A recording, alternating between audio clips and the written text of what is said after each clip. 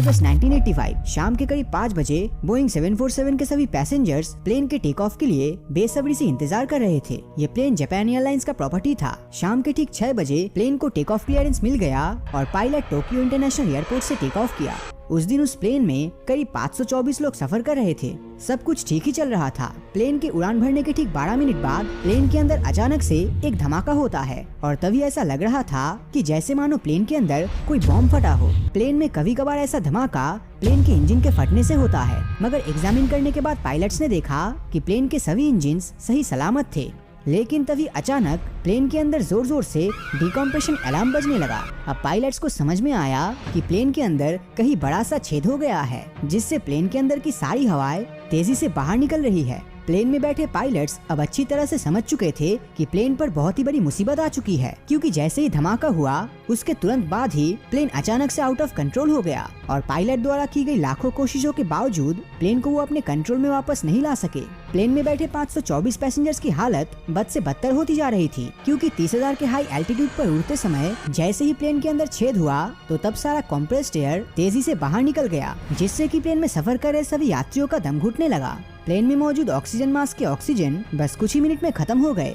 Situation धीरे धीरे हाथ से निकलता जा रहा था। ऐसे में पायलट्स ने टोक्यो इमरजेंसी फ्लाइट कंट्रोल से संपर्क करके इन्फॉर्म किया कि वो प्लेन को पास के एयरपोर्ट पर लैंड करने की कोशिश कर रहे हैं, पर उनका ये कोशिश भी नाकाम रहा, क्योंकि जैसे ही पायलट्स ने ऑटो पायलट मोड को डिसेबल करने के लिए जोर लगाया, ठीक तभी अचानक प्लेन तेजी से नीचे जाने लगा। इसी बीच टोक्यो इमरजेंसी फ्लाइट कंट्रोलर द्वारा बार बार उन पायलट्स को इन्फॉर्म किया जा रहा था कि उनके रास्ते में एक विशाल पर्वत आने वाला है और उनका प्लेन उतनी ऊंचाई पे नहीं है कि उस पर्वत को क्रॉस कर सके। प्लेन के पायलट्स लगातार कोशिश करते गए प्लेन को ऊपर ले जाने की, मगर वो इसमें नाकामयाब रहे। प्लेन के सभी इंस्ट्रूमेंट्स काम करना बंद कर दिया था। ठीक इसी समय एक फोटोग्राफर प्लेन की इस कंडीशन को समझते हुए जमीन से उसकी एक फोटो खींच ली थी। शाम के करीब 6:56 पर 390 माइल्स पर आवर की स्पीड में उड़ता हुआ ये प्लेन सीधा जाके उस ऊंची पर्वत से टकरा गया और तो और प्लेन के इंजन में फुली लोडेड फ्यूल टैंक फटने से पूरा प्लेन आग के चपेट में आ गया था। जहां पर यह हादसा हुआ उससे महज थोड़ी ही दूरी पर स्थित याकुटा एयरबेस पर यूएस एयरफोर्स ने अपना कैंप बनाया हुआ था।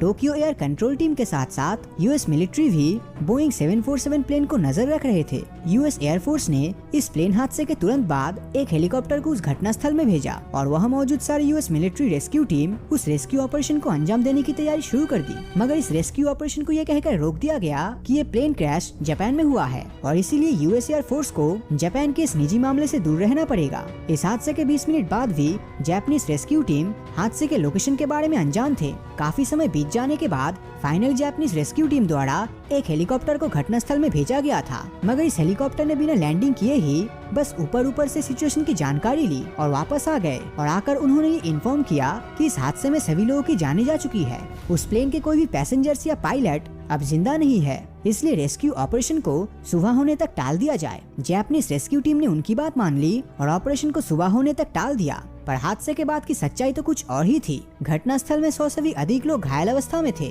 बहुत से लोग तब भी जिंदा थे और मदद के लिए पुकार रहे थे, पर पूरी रात उनके मदद के लिए कोई नहीं आया। जो भी एक हेलीकॉप्टर आया था वो भी बिना लैंड किए वापस चला गया।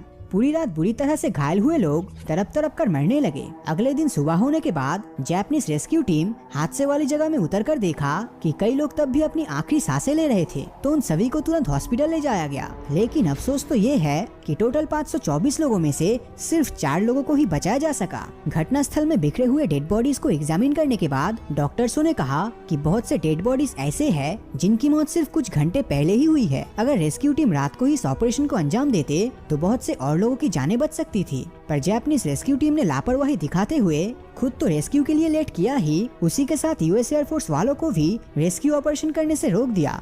ये घटना जितना दुखद है उतना ही हैरान कर देने वाली है, क्योंकि आखिर कैसे एक प्लेन बिना किसी वजह के आउट ऑफ कंट्रोल हुआ और उसमें विस्फोट भी हो गया।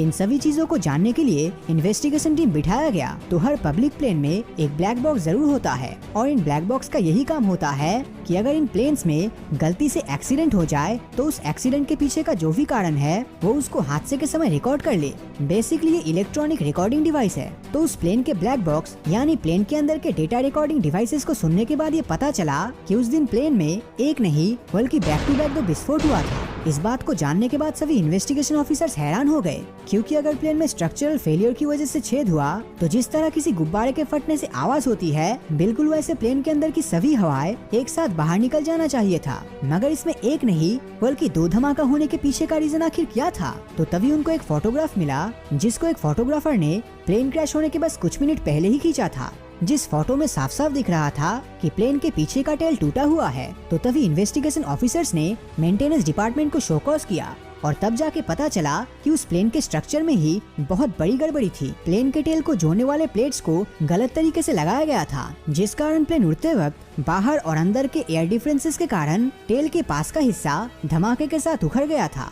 और सारे कंप्रेस्ड एयर जाकर सीधा प्लेन के टेल पर हिट किया और इसी के चलते वो सेकंड धमाका हुआ। प्लेन से निकलने वाले कंप्रेस्ड एयर के टक्कर की वजह से प्लेन का टेल टूटकर आउट ऑफ कंट्रोल हो गया और इसी के चलते उस प्लेन के साथ ये भयानक हादसा हुआ। तो इस वीडियो में आप देख ही सकते हैं कि एक छोटी सी गलती के चलते प्लेन में मौजूद सभी लोगों को अपनी जिंदगी की कुर्बानी देनी पड़ी। तो अगर ये वीडियो आपको अच्छा लगा हो तो इस वीडियो को लाइक और अपने दोस्तों के साथ शेयर करना मत भूलना।